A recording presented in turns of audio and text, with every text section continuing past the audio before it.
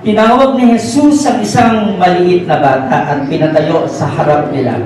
At sinasabi ko sa inyo, ang totoo, kung hindi kayo magbago at maging tulad ng maliit na mga bata, ano po? Hindi kayo mapapabilang sa kaharian ng Diyos. Ang sino mang nagpapakababa tulad ng batang ito, ang siyang pinakadakila sa lahat na kabilang sa kaharian ng Diyos. Alam, nakita niyo yung mga bata na walang ginawa kundi